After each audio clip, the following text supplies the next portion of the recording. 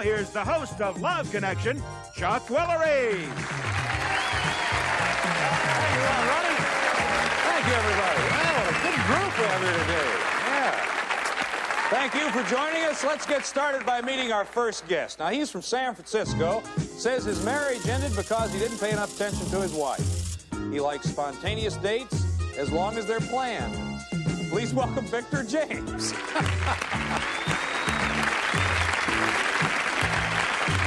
Hey, Victor. I'm fine. How are you? Come sit down. You got to give me an example of something. A spontaneous date that's well planned. I mean, that doesn't make sense. Well, yes, there was this anchor woman that from Chicago, from New York.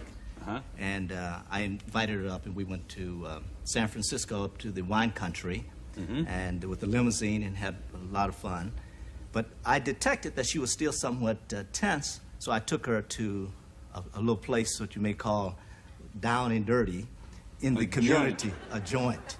And she had a good time. That was spontaneous. And she relaxed. It seemed like she enjoyed the down and dirty better than she did the wine country. The one that was all planned? All planned, that's correct. What do you teach, by the way? I teach government and law. Okay, now, did you ever date any of your students?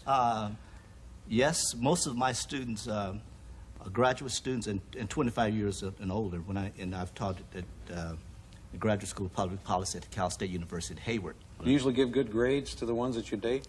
No, I think that I give grades that they earn. Oh, good. I tell you what, let's show you some of the women that Victor had to choose from. Now, don't forget, you're going to pick the woman that you think's best for him.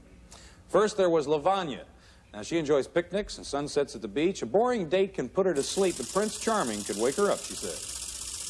I really like being married. I like the security that it offers.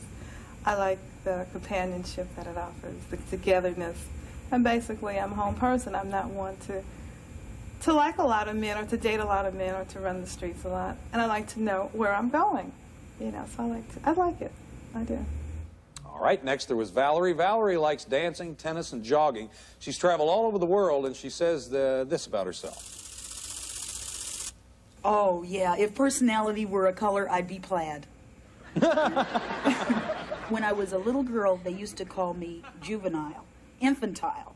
When I was a bigger girl, they called me juvenile. Then when I grew up, they called me immature. But now that I am a full-grown woman, and I'm almost 40 years old, the other word for it is enthusiastic.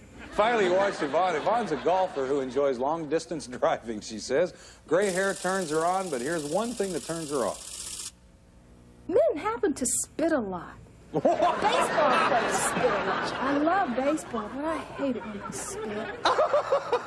So, I've seen a lot of spitting, and yeah, I've been involved with people who spit, but I don't like it, and it does turn me off. Okay, no spitting. Now, Victor selected one of those women as his date. We're going to show you all three women again before you vote. Now, first there was Lavanya. She's a 38-year-old teacher. Then Valerie, she's a writer and a publisher, and she's 38 too. And finally, Yvonne, she's 36. She's a registered nurse. Okay, the audience, it's time for you to vote. Please make your choice right now. Who do you think's the best lady for Victor? All right. Going to take a break. When we come back, we'll meet the woman that Victor selected and hear everything that happened on their date. We're going to do that in just a minute. Stay with us. Okay, Victor, who'd you select? I selected Valerie. Valerie? Yes. Okay, she's going to pop right up there. Valerie, right in. Victor and Valerie haven't seen each other since their date, and we always hear both sides, so let's say hello to Valerie Shaw. Hi, Valerie. Hi there. How are you? Wonderful tonight. Good. Now, Valerie, you're from Los Angeles, and Victor lives in San Francisco. Was that kind of a problem for you? Oh, well, actually, Victor took care of everything. Victor, as he says, loves to plan things. So spontaneously, as Victor says, he called from the studio and invited me up to San Francisco that evening. What night was that? This was night before Christmas Eve. I said, a well-dressed woman has a toothbrush, and if you don't have one, I have additional toothbrushes and others. And she said, what do you mean? I said, well, you're going to San Francisco. So she arrived at the airport about 1:45. In the morning? In the morning. And I took her to my place. Yeah. And So Which I got to tell you was the most. morning. I got to tell you that's the most unusual date, from the airport to the bedroom. Yes. Wait a minute. Yes. Well, From the airport to the bedroom. Yes. I'm a little confused. Did you all stay together that night? Yes. Oh. Yes. Oh. Yes.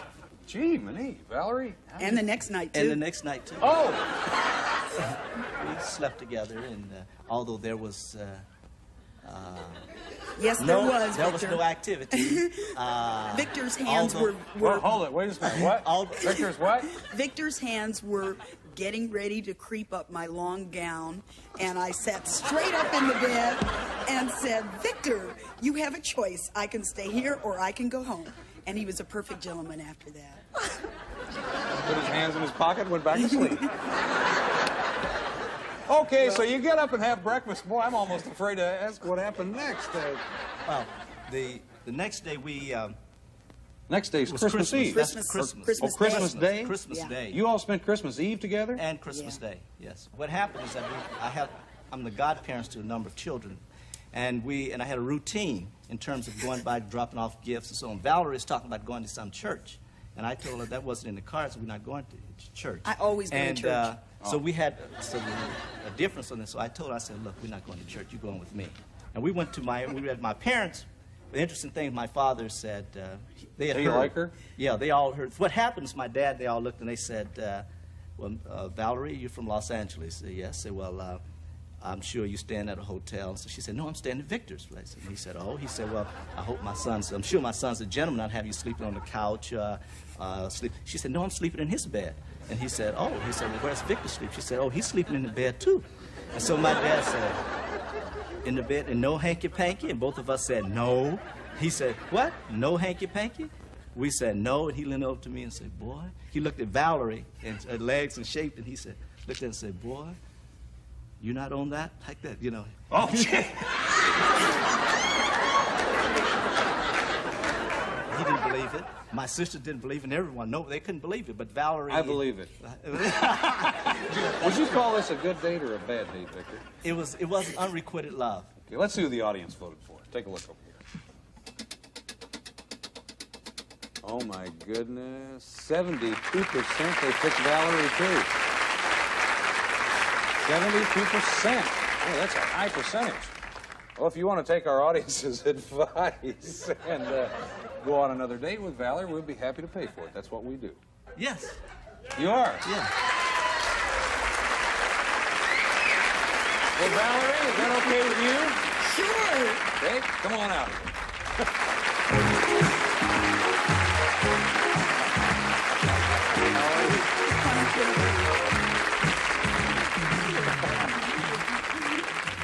Cupid, draw back your bow. Okay. Okay. You guys really think you can make a run of this now? I mean, boy, she's awful cute. She is very cute. And a pistol. We have a nice gift for both of you. Thanks for coming on the show. We'll be right back with another couple in just a minute. Stay with us.